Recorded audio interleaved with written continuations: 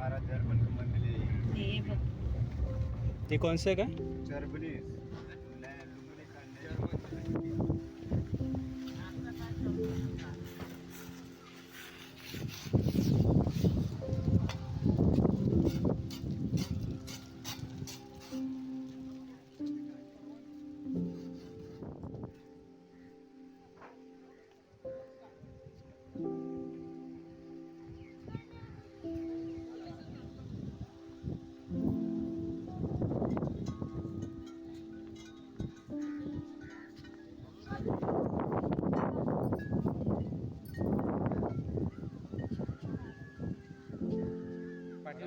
पहिले आतमध्ये जायचं आपल्याला रुमाल द्यायला का पाण्यामध्ये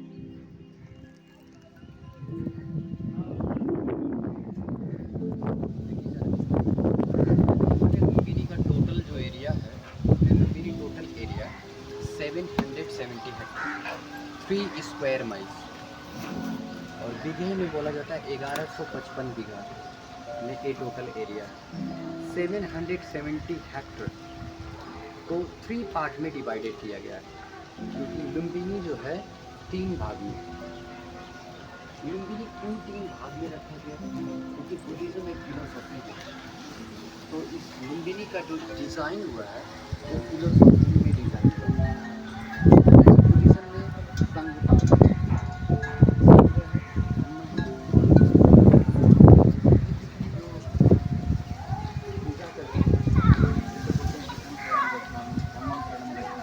बुद्धिज्म में संघ उसी तरीके से इस लुम्बिनी की डिज़ाइन भी हुई है जो संघ पार्ट है अब लोगों बस पार्क जो एरिया है उधर का side old peace pagoda area जो है एक संघ पार्ट का संघ का मतलब कम्युनिटी होता है और ये जो पार्ट है धम्म का मतलब एक एजुकेशनल पार्ट तो धम्म और धर्म में फर्क है ये धम्म है तो हम पार्ट को स्टडी जोन बोला गया यहाँ बहुत डिफरेंट कंट्रीज की जैसे आप हर एक मंदिर में जाएंगे तो अलग अलग तरीके के वैसे बुद्धिज़्म जो है कोई रिलीजन नहीं है धर्म तो इसीलिए आपका बुद्धिज़्म अलग है मेरा बुद्धिज़्म अलग है उनका बुद्धिज़्म अलग है तो बुद्धिज़्म सेल्फ रिसर्च खुद की खोजी उसी को बुद्धिज़्म बोला है जैसे कि बुद्धि जब प्रोडक्ट हो जाती है बुद्धि जो है मतलब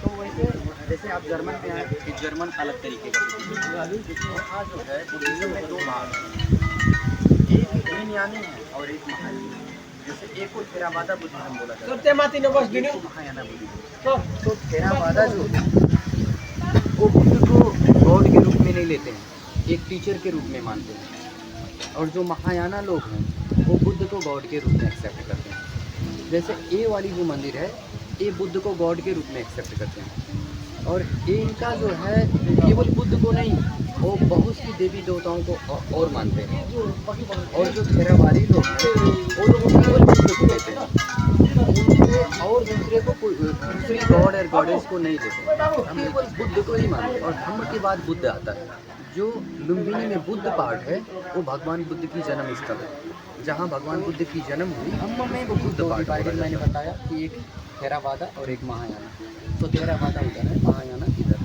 तो महायाना जैसे महायाना में बहुत सी डिफरेंट कंट्रीज़ की मोनेस्ट्री है जैसे एक ये हो गया जर्मन की मंदिर जर्मन तो बुद्धिस्ट कंट्री नहीं है जर्मन के कुछ जो लोग हैं वो बुद्धिज़्म फॉलो करते हैं वो कौन सी बुद्धिज़्म फॉलो करते हैं एक टिबेटन बुद्धिज़्म तिब्बत की एक बुद्धिज़्म मेजोरिटी है क्योंकि तिब्बत में भी बहुत सी प्रकार की बुद्धिज़्म है जैसे दलाई लामा का अलग हो गया कर्मापा का अलग हो गया साकेपा का अलग हो गया जैसे 4 उसमें मेन एक रास्ता टिबेटन बुद्धिज़्म में ग्यालुक निम्मा साकेपा एंड क्याकुक जो ऐसे करके एक क्याकुक है ये लोग तांत्रिक बुद्धिज़्म मानते हैं मोर तंत्र मानते हैं तो इसीलिए ये जो है टेम्पल है तांत्रिक बुद्धिज़्म का है तो इसमें हम जाएंगे तो बहुत सी देवी देवताओं की मूर्ति मिलेगी बहुत सी तंत्र की स्टैचू मिलेगी तो ऐसे करके एक टिबेटन जो है एक ड्रुकुम क्याकुक बुद्धिज़्म है ये महायाना लोग का मंदिर है ये 1999 में बना हुआ है क्योंकि ये लुम्बिनी पहले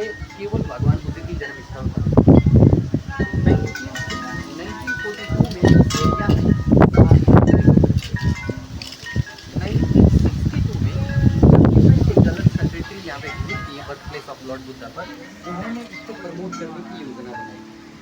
1978 में जाके इसका डिज़ाइन हुआ मास्टर प्लान बना। 1990 में लोग यहाँ से मूव हुए, फिर 1990 से स्टार्ट हो गए यहाँ के टेम्पल। तो ये 1999 में बना। लुम्बिनी का मोस्ट ऑफ ब्यूटीफुल टेम्पल माना जाता है इसको। फिर थोड़ा कलर से और इसकी गार्डन और यहाँ जो है बुद्ध की लाइफ पूरी जीवन ही रखी हुई है। जैसे एक क्लॉक वाइज जब हम घूमेंगे तो यहाँ से भगवान बुद्ध की जो लाइफ, भगवान बुद्ध की, देखिए बुद्धिज़्म बुद्ध की जो है कोई होली बुक्स नहीं है कि वो कहीं से लिखी हुई आई है। भगवान बुद्ध की जो है भगवान बुद्ध की जीवन गाथा, जो भगवान की बुद्ध की जीवन में जो बीती हुई चीज़ है उसी को लिखा गया है। और भगवान बुद्ध ये कहते हैं कि मुझको देखो मगर मुझको मानो मत, आई एम नॉट गॉड। तो बोलते हैं मैं भगवान नहीं हूँ, मगर मैं रास्ता बता सकता हूँ आपको भगवान पाने के लिए। और भगवान कभी भी आप मंदिर में नहीं पा सकते हो। First understand our God is our inside. हमारा जो भगवान है हमारे अंदर है। वो जब चला गया आपकी बॉडी महत्व नहीं रहेगी। इसीलिए हम लोग सोल और बॉडी को पहचानते हैं। बुद्धिज़्म में मेन भूमिका है कि आप अपने सोल को पकड़िए, बॉडी को छोड़ दीजिए। When we are understand what about our soul, we get to enlighten. हम ज्ञान प्राप्त करते हैं समाधि की स्टेज में। जैसे चलिए मैं बुद्धिज़्म में ग्रेजुएशन किया हूँ, मैं बुद्धिस्ट फिलोसॉफी का स्टूडेंट हूँ। तो आप लोगों के पास कोई भी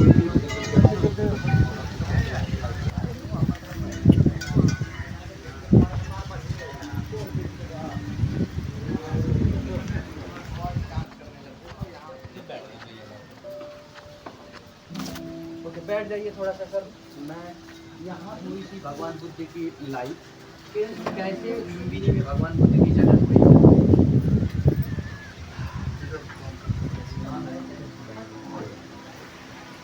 देखिए ऐसे जो देख रहे हैं यहाँ बहुत सी मूर्ति रखी हुई है। एक कह रही है कि मैं क्या हूँ, इसको समझिए। तो ऐसे ही जैसे घूमने से क्या होता है, हम घूम लिए फिर भी नहीं पता चला, फिर वहाँ जाके घोड़ा पे एक चढ़ा हुए हैं। तो ये एक जीवन गाथा है भगवान की, तो उनकी जन्म कैसे हुआ। तो पहले तो ये माने कि बुद्ध की जन्म जो है नेपाल में और इंडिया में, अभी कन्फ्यूजन लोग कहते हैं, मगर हम लोग ये जाने कि भगवान बुद्ध की जन्म स्थल जो है लुम्बिनी में। पहले तो ये माने नेपाल और इंडिया पहले नहीं था।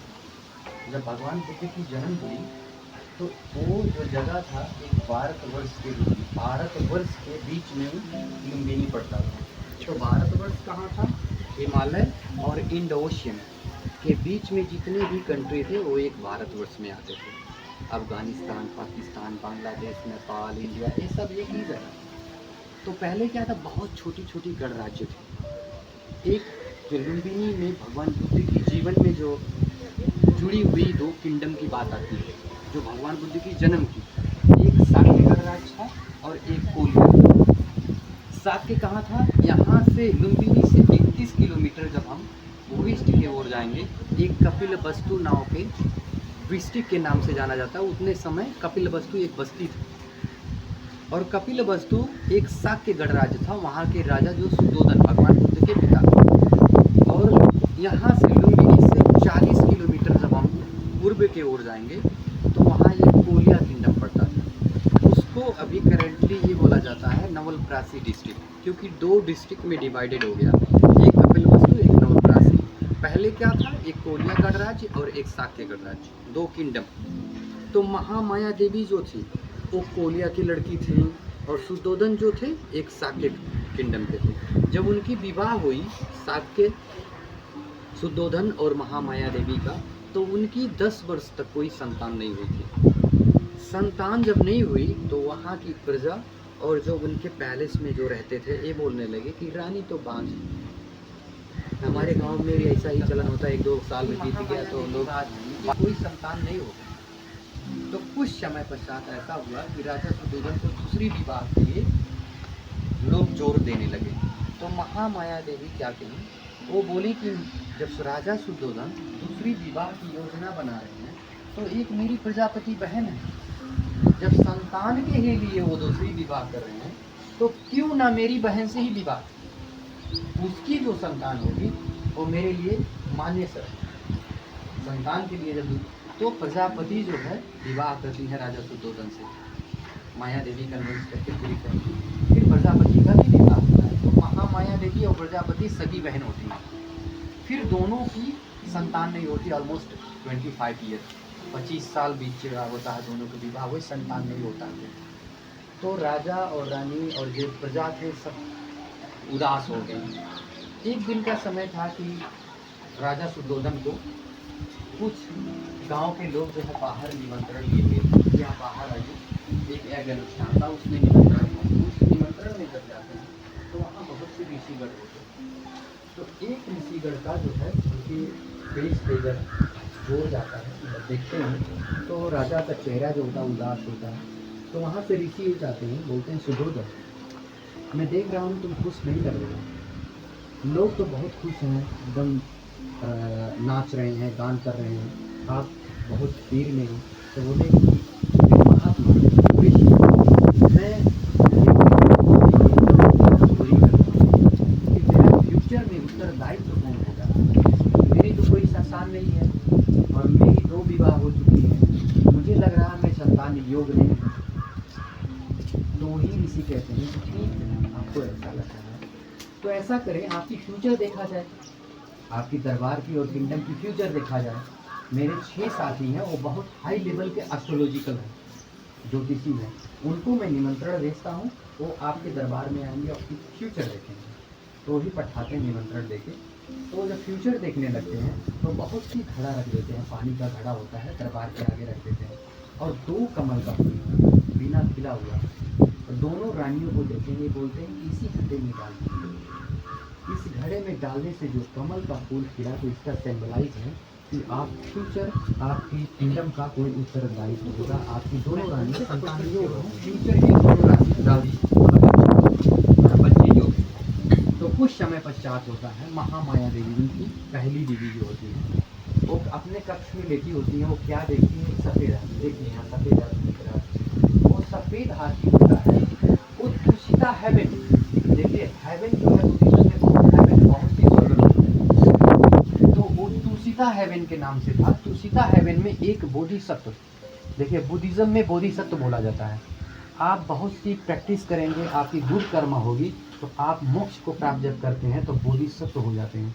बोधिसत्व में क्या होता है कि आपका सेल्फ डिसीजन, आप महापरिनिर्वाण, फिर ह्यूमन बॉडी लेंगे, आप मानव जीवन लेंगे, आप चूज करने को मिलेगा अपने माता पिता को, जो आपकी पहली माता पिता थे उन्हीं को चूज कर सकते हैं, उसी फैमिली में जन्म ले सकते हैं, मगर आपको वेट करना पड़ेगा कि मेरी फैमिली कब उसके लिए रेडी है, मेरे माता पिता कब मेरे लिए रेडी हैं, फिर आप उनसे परमिशन लेके फिर जन्म ले सकते हैं। एक बुद्धिज्म की हिस्ट्री में बताता है कि आप जब बोधिसत्व, तो वैसे करके ये जो एक बोधिसत्व तुषिता हेवन से आते हैं और वाइट एलिफेंट के रूप में, वाइट एलिफेंट के रूप में वो स्वप्न देखती हैं कि एक सफ़ेद हाथी आ रहा है, उसका 6 सोने का दंत है और कमल का फूल लिया हुआ। फिर रानी से परमिशन लेते हैं कि आपकी परमिशन होता तो मैं आपके गर्भ में आता। तो रानी परमिशन देती हैं, फिर वही वाइट एलिफेंट उनके राइट साइड में आके बैठ जाते हैं गर्भ में।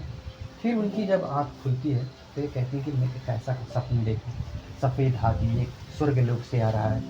तो राजा से कहती हैं, राजा फिर उसी ऋषि को कहते हैं, तो ऋषि जब आते हैं कहते हैं कि रानी गर्भवती हो गई है। एक स्वप्न का बहुत एक रहस्यमय स्वप्न है, इस स्वप्न को मैं देखा तो ये लग रहा है कि रानी गर्भवती हो गई है।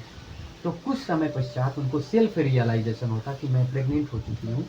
तो ये कहती हैं राजा शुद्धोधन से कि ठीक है, मैं जो है पहला अपना बच्चा अपने मैके में, क्योंकि पहले का एक चलन था, कोई भी वुमेन जो प्रेग्नेंट होती थी तो अपने मैके जाती थी पहली संतान के लिए।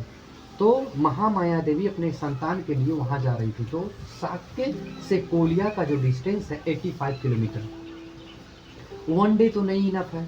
हम लोग उतने समय क्या होता था, ट्रांसपोर्टेशन पैदल जाते थे लोग, पालकी जाता था, घोड़ा और हाथी से जाते थे।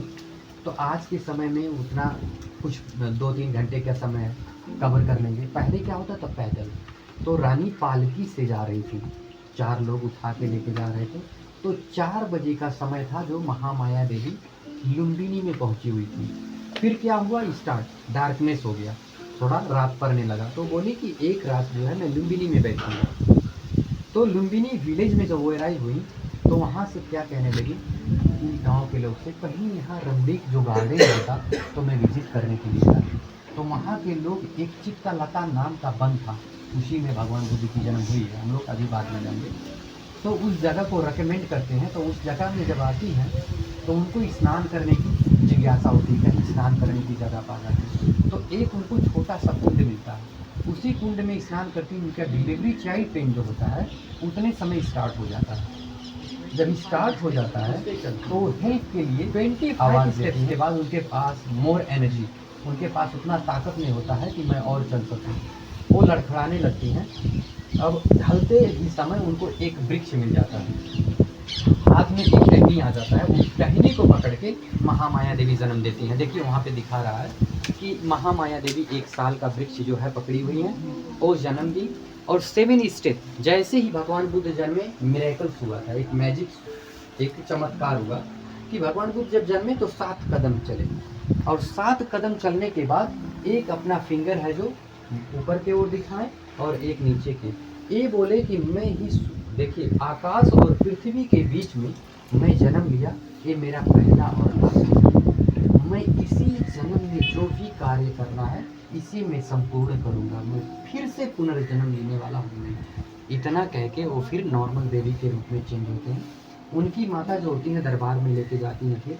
फिर से एक आतिश नाम के मुनि होते हैं, वो हिमालय में बैठ के मेडिटेशन करते हैं। जब उनको ये पता चलता है कि एक बोधिसत्व जो है जन्म ले चुके हैं, तो वहाँ से वो आके दरबार में उनका स्वागत करते हैं।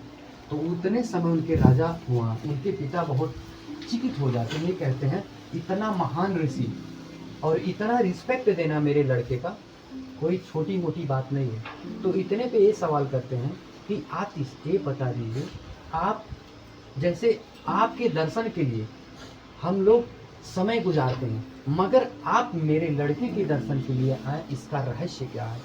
ये बोले कि ये जो देख रहे हो ये आगे चल के जो है इसका भविष्य जो है राजगुण भी दिखा रहा है और सन्यासी गुण भी दिखा रहा है। और ये देखो कि जैसे तुम वेपन लेके, एक तलवार लेके अपनी किंगडम को रक्षा कर रहे हो, वैसे ही ये पूरी संसार का रक्षा करेगा विदाउट वेपन, बिना कोई शस्त्र का।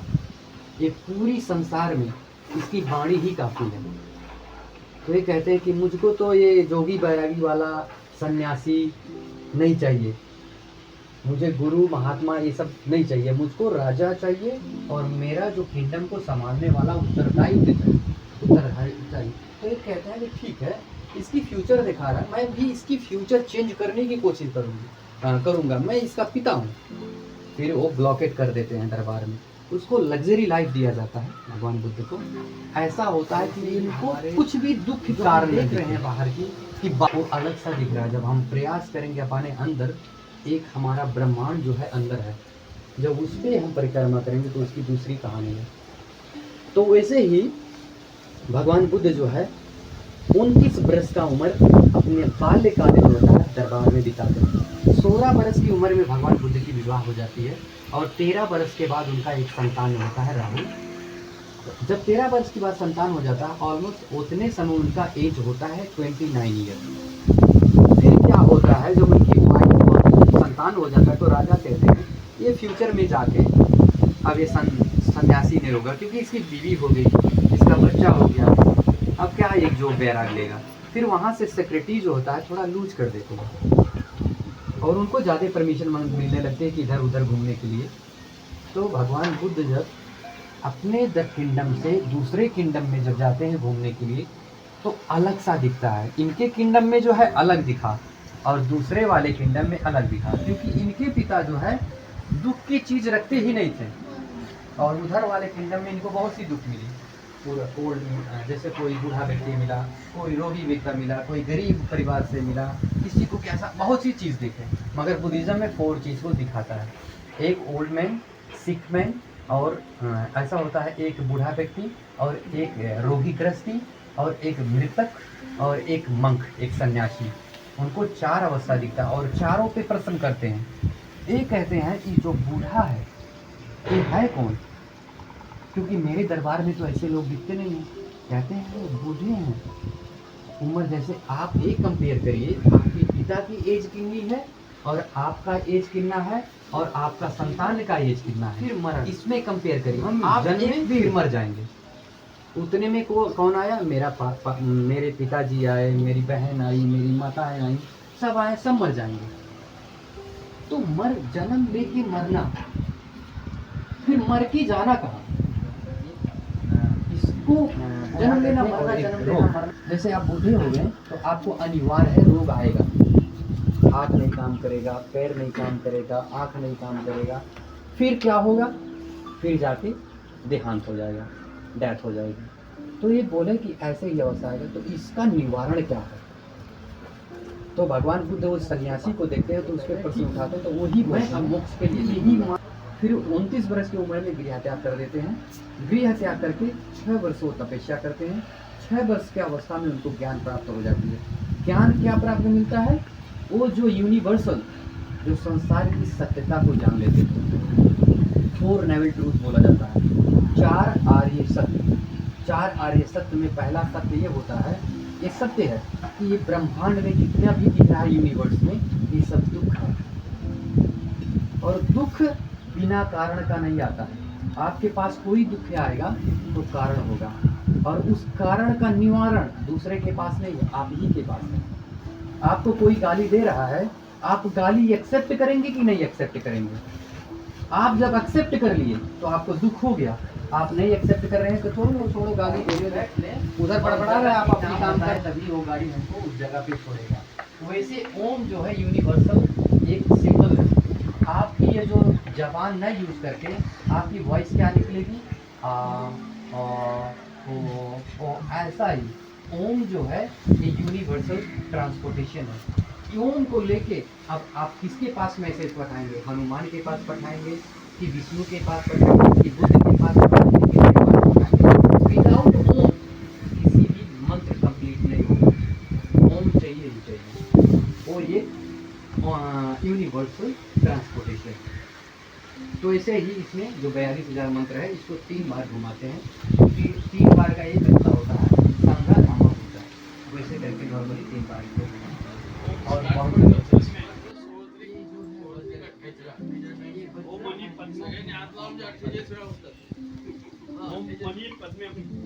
ओम मने पद्मे हूँ, ओम मने पद्मे हूँ, ओम मने पद्मे हूँ, ओम मने पद्मे हूँ, ओम मने पद्मे हूँ, मने पद्मे हूँ।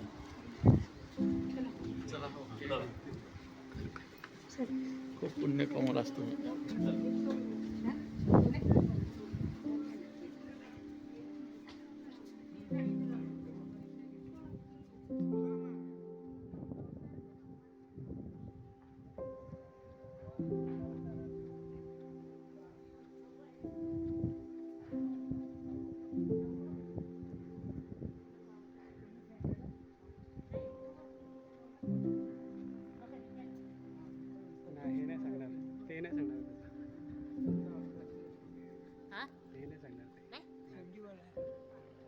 खाली बघा, खाली तेच लागेल.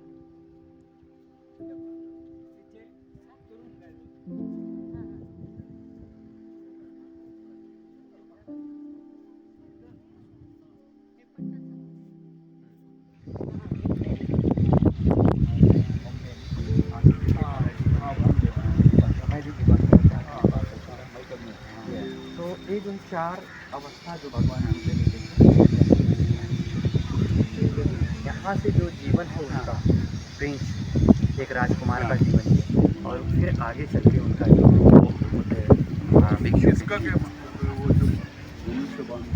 धनुष्यबाण देखे। जैसे भगवान बुद्ध जब प्रिंस थे तो उनकी शादी की जब बात आई, तो शादी की जब बात आती है तो यशोधरा नाम की लड़की राजा सिद्धार्थ को मतलब पसंद, दंडपानी जो उनके पिता होते हैं उनसे कहती हैं कि मेरा जो है विवाह में सिद्धार्थ से करिए।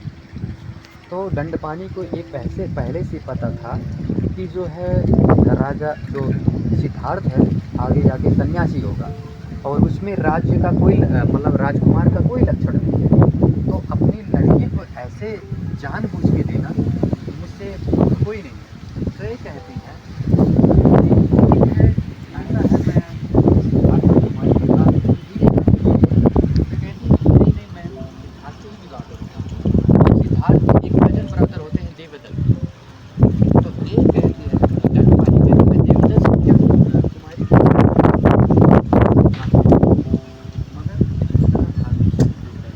मतलब मैं और सिद्धार्थ देख फिर कहते हैं जगपाली ठीक है, मैं तुमको ऑप्शन दे रहा हूँ, मैं एक स्वयंवर रखूँगा और स्वयंवर में बहुत सी राजा आएंगे, उनमें प्रतियोगिता होगा, जो विनर होगा उसी से तुम्हारी विवाह होगा।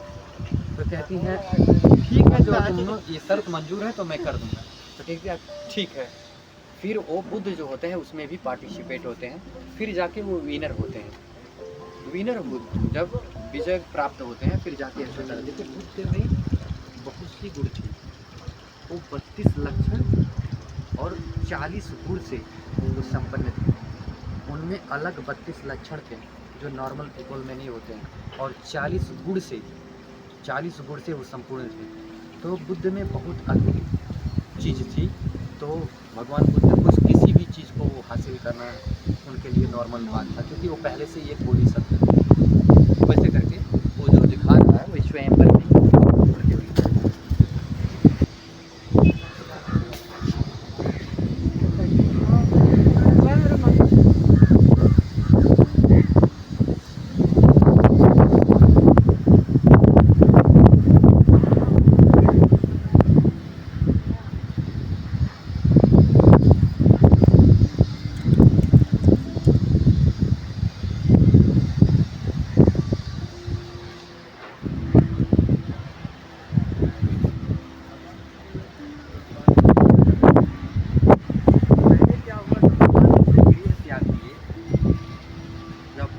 बार को छोड़ दिए तो एक हिंदू से बिलोंग करते थे। जब वो घर से निकले तो वो एक हिंदू महर्षि से मिले जो उनके फर्स्ट गुरु थे अलार काला। जब उनसे मिलते हैं तो ये कहते हैं कि मैं मोक्ष के लिए निकला हुआ हूँ, मैं मोक्ष को प्राप्त कैसे कर सकता हूँ। तो कहते हैं ठीक है, आप ये कार्य को करिए, आप फास्टिंग करिए। तो भगवान बुद्ध वहाँ से फास्टिंग की योजना बनाते हैं, व्रत का। जो हमारे में व्रत रखते हैं बहुत सी व्रत हैं, वैसे ही उनको भी ये हुआ कि मैं भी फास्टिंग करूँगा। फास्टिंग से भगवान मिलते हैं, मुझे इनलाइटमेंट हो जाएगा। तो वो तब एक संकल्प लेते हैं कि मैं थोड़ी सी चावल का मात्रा और थोड़ा सा पानी लेके मैं एवरीडे करूँगा। तो ऐसे ही 1-2 चावल का जो पीस होता है लेके और पानी लेके वो कर रहे थे। तो क्या हुआ, कुछ समय पश्चात 6 वर्ष ऐसे बीते तो वो ये क्या हो गए, इसकी उनकी हड्डी खाली बची।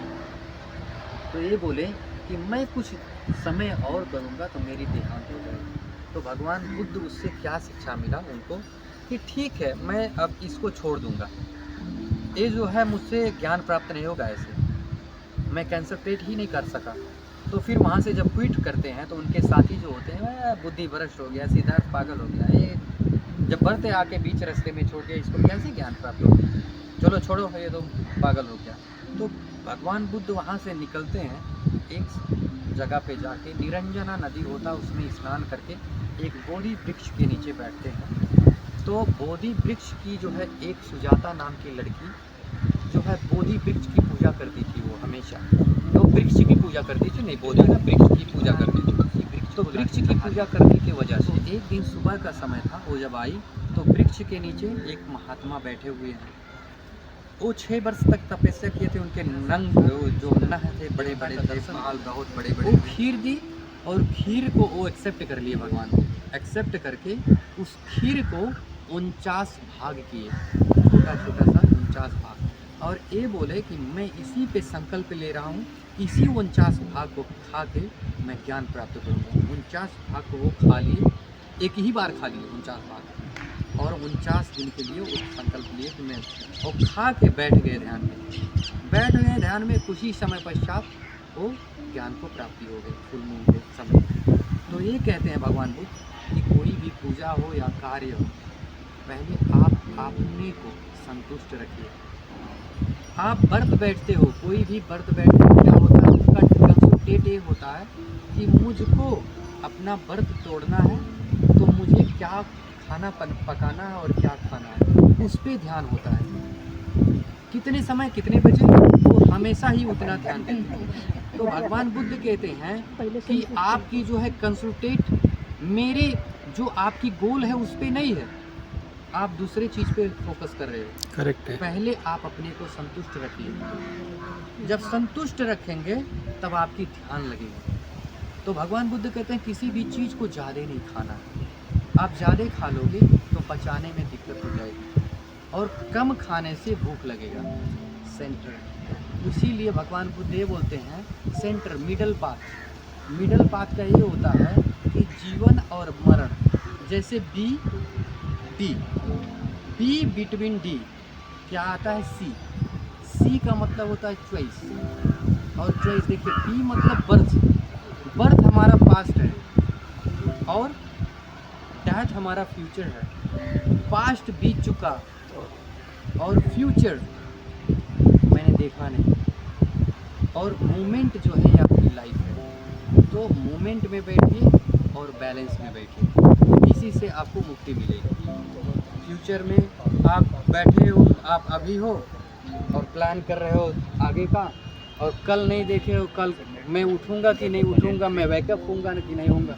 मैं कल ही देखा एक लड़का मतलब बाज़ार में कुछ लेने के लिए गया था, फिर आके आया बाइक एक्सीडेंट हो गया, उसकी डेथ हो गई। तो उसको तो थोड़ी ना पता था कि मैं जा रहा हूँ, मेरी एक्सीडेंट हो जाएगी, मेरी डेथ हो जाएगी। तो ये जानिए कि जीवन जो है, समय जो है, ये आपका अभी यहाँ है, यही जीवन है, यही लाइफ है।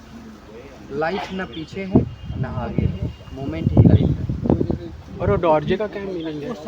क्या डॉर्जे ये वज्रा है। हाँ भैया। हाँ नहीं, ये दोरजी है। दोरजे में 4 होता है, जैसे ये दोरजे है। दोरजे का सिग्निफिकेशन ये होता है ईस्ट और वेस्ट और नॉर्थ और साउथ, ये चारों दिशाओं की एनर्जी को सिग्निफिकेशन करता है। और जो होता है वज्र होता है, वो धरती और आसमान की कनेक्टिविटी एनर्जी को दिखाता है। मगर जब तांत्रिक बुद्धिज़्म में जाएंगे तो इसका अलग सिग्निफिकेशन है। वो लोग मेल और फीमेल एनर्जी को दर्शाते हैं बहुत सी तरीके से। मगर मैंने एक थेरावादा बुद्धिज़्म वे को लेके पढ़ा। जो थेरावादा बुद्धिज़्म है एग्जैक्ट ट्रूथ है, उसमें कोई मिलावट नहीं है। थेरावादा भगवान बुद्ध की जब भगवान बुद्ध की महापरिनिर्वाण हुई तो बुद्धिज़्म में कोई विभाजन नहीं था, खाली केवल बुद्ध को मानते थे, उनकी शिक्षाओं को मानते थे। बाद में क्या हुआ, डोमिनेट हुआ, फिर बहुत सी प्रश्न आई, फिर जाके वो विभाजित हो गया। अभी हमारे हिंदू में, जैसे हिंदू लोग हम क्या कहते हैं, भगवान बुद्ध तो 9th रीकार्नेशन, हम लोग 9वें अवतार मानते हैं भगवान विष्णु की मानते हैं। मगर बोधिसत्व भगवान बुद्ध बोले मेरा कोई अवतार नहीं है, मैं बुद्ध हूँ। बुद्ध आप भी हो और सब बुद्ध है। बुद्ध एक महात्मा थे, वो एक ज्ञान को प्राप्ति हुई। क्योंकि बुद्धिज़्म जब अपने समय पे आई थी तो बुद्ध किससे खिलाफ थे, कास्ट को लेके खिलाफ थे। बुद्ध हिंदुज़्म से नहीं वो खिलाफ थे, हिंदुज़्म गॉड गॉडेस किसी भी से नहीं खिलाफ है। ये कहते थे क्योंकि उनके लाइफ में ये हुआ, जब दरबार में वो जीवन बिता रहे थे तो क्या हुआ, जो गणिकाएँ काम करती थी उनको इतना परमिशन नहीं था कि मेरे साथ दुष्व्यवहार हो रहा है तो मैं राजा से कंप्लेन कर सकूं। इतना भी इनको इजाज़त नहीं था, क्योंकि वो छोटी जाति सी थी। तो बहुत सी चीज़ जब भगवान बुद्ध के आँख के सामने होता था तो उनको बहुत पीड़ा होती थी। तो उस चीज़ को वो सुधारने के लिए गृह त्याग किए थे। फिर ज्ञान को प्राप्ति हुई, जब शिक्षा को देने लगे तो जितने भी, देखिए ब्राह्मण जो थे, ब्राह्मण हमारी जो हिंदू रिलीजन थी वो अच्छी थी, मगर उसमें कुछ एंटर ऐसे हुए हुकूमत करने के लिए। तो हुकूमत करने की वजह से जो है कुछ, मैं नहीं बोला कि 100% टोटल ही करप्ट थे, कुछ करप्ट के वजह से मतलब चीज़ बिगड़ गई, क्योंकि उसमें डोमिनेट कर रहे थे। आप ऐसा करो, ऐसा करो, ऐसा करो। भगवान बुद्ध बोलते हैं रिचुअल एक्टिविटीज़ को नहीं मानते थे। किसी भी चीज़ को जैसे देना, जैसे हमारे हिंदुज़म में क्या होता है, मेरे पिता का देहांत हो गया तो माता का देहांत हो गया, अब हमको सब चीज़ देना है तो केवल हम ब्राह्मण को दें तभी होगा। वो बोलते थे नहीं, ये चीज़ दो जिसको कि उसके पास नहीं हो, आप वो चीज़ उनको दोगे तो वो उसमें कंपेयर करेंगे एक्सपेंसिव है, गुड क्वालिटी है या चीप क्वालिटी है, तो वो उसमें कंपेयर करेंगे। तो भगवान बुद्ध इस चीज़ को नहीं मानते थे। भगवान बुद्ध कहते थे देना है हाँ खुशी से दो, इसको दो जिसके पास नहीं है, फिर वो रिफ्लेक्ट करेगा, वो एनर्जी आपको देगा, आपको गुड एनर्जी कि मैं पाया, मैं बहुत खुश हूँ, ये महान व्यक्ति हैं जो हमको दिए, तो उससे क्या होता है एक अच्छी चीज़ होती है। ये कौन सा है? ये जो है ये पेड़ का शो है।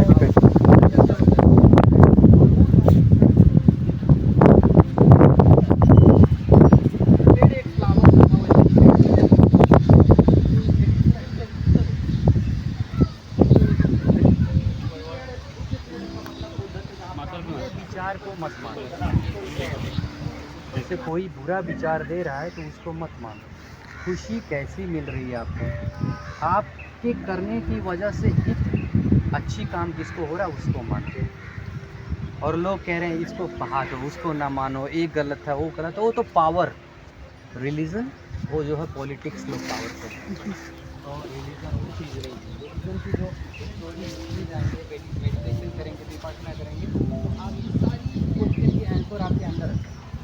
ये भगवान जी से ज्ञान प्राप्त किया।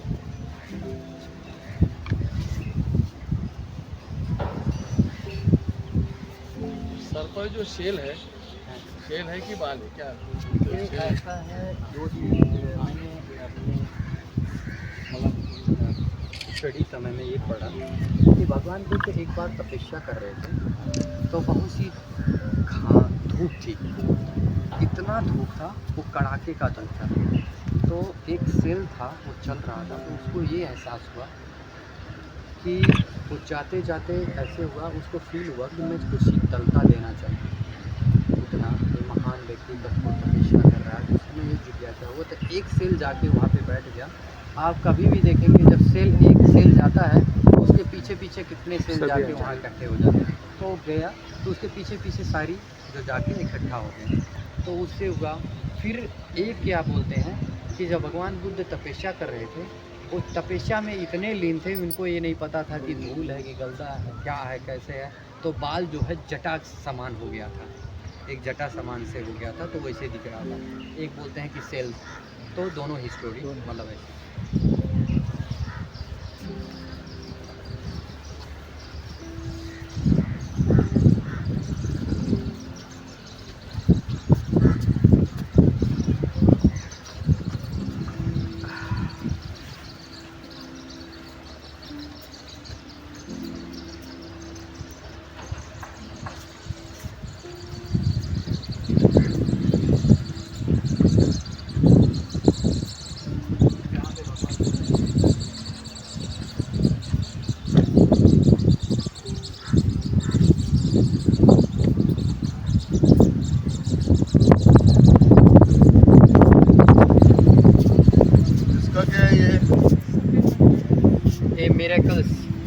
मिरेकल से दिखाता है कि जब भगवान बुद्ध शिक्षा दे रहे थे तो उतने समान जब जंगल में रहते थे तो जो वाइल्ड एक जंगली जानवर जो थे वो लोग भी उनकी सम्मान करते थे, वो लोग भी उनके पास जाते थे तो फल फूल लेके जाते थे। तो उनमें इतना करुणा, ऐसा एनर्जी था कि जो वाइल्ड एनिमल भी एक चमत्कार की तरह वो लोग शांत हो जाते थे। तो वो दिखा रहा है। और ये भगवान बुद्ध की जब देहांत हुई, भगवान बुद्ध की देहांत में एक जातक कथा है, बहुत बड़ी मतलब स्टोरी है। तो क्या हुआ कि भगवान बुद्ध को एक दिन पहले से ही मालूम चला कि मैं कुछ समय पश्चात अपनी गृह त्याग करूँगा।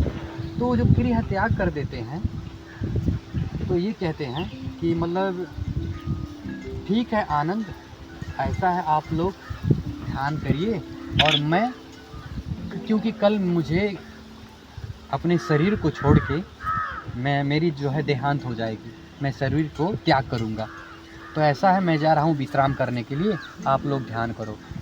तो सारी जो है स्टूडेंट चकित हो जाते हैं महात्मा बुद्ध तो ये बोले कि मैं कल शरीर त्याग कर दूंगा। तो ठीक है, तो विश्राम करने के लिए जाते हैं और सारे जो शिष्य होते हैं बाहर बैठे होते हैं। तो उतने समय एक गांव का जो होता है प्रजा, वो दौड़ते आता है, कुछ प्रश्न होता है उसके पास, तो दौड़ते आता है और कहता है ठीक है, स्टूडेंट से कहता है कि मतलब ऐसा है, मैं बुद्ध से कुछ समय के लिए बात करना चाहता हूँ। तो बोलता है ठीक है, अभी नहीं बात कर सकते हो क्योंकि हमारे बुद्ध जो हैं विश्राम में हैं। तो कहते हैं नहीं इमीडिएटली हमको बैठ करना है। तो कहते हैं नहीं वो विश्राम में है। तो ऐसे जब वार्तालाप होता है तो बुद्ध को अंदर से ये होती है, पता चलती है। तो कहते हैं आनंद इधर आओ, और क्या है बाहर कौन आया है? तो ऐसे बोलते हैं कि आया है एक व्यक्ति, बोल रहा है कि मिलने के लिए।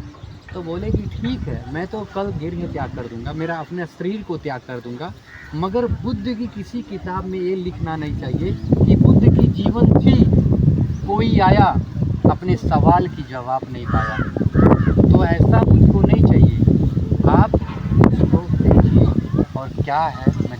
तो बुद्ध की गाथा में कभी बुद्ध किसी को वापस नहीं भेजे, जो भी चीज़ था उनको देने का मरते मरते समय तक दिए।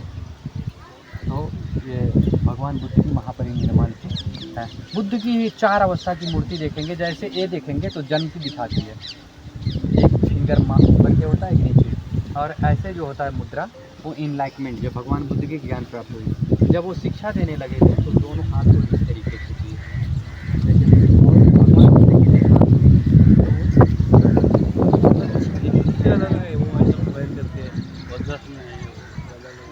ये ऐसा होता है। बहुत सी समुद्र में लोग तपस्या करते हैं, जैसे कुछ मंक्स होते हैं वो लोटस के शेप में बैठ के करते हैं, कुछ जो होते हैं इस तरीके से बैठ के शेप करते हैं। तो जो जिस तरीके से प्रैक्टिस करते थे उसी तरीके से समुद्र में बैठे कंफर्टेबल जोन में जो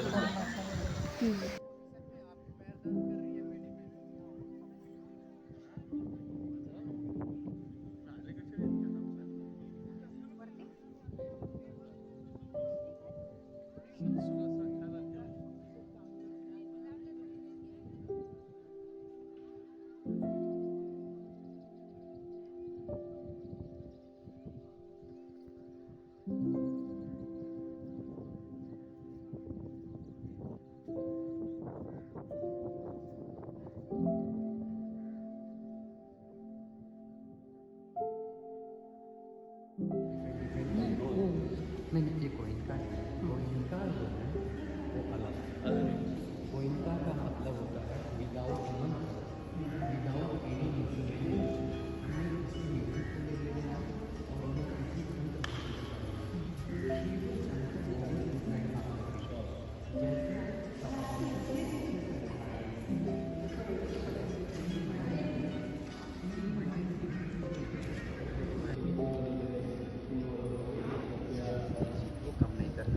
उस बीच में जाएंगे, आपको good Karma and bad Karma के बीच में आएंगे। तो गुड कर्मा की वजह से आप जो है वाइट जोन में जाएंगे और बैड कर्मा के उसमें आप डार्क जोन में जाएंगे। तो डार्क जोन एज बताता है कि आप हेल में जाएंगे।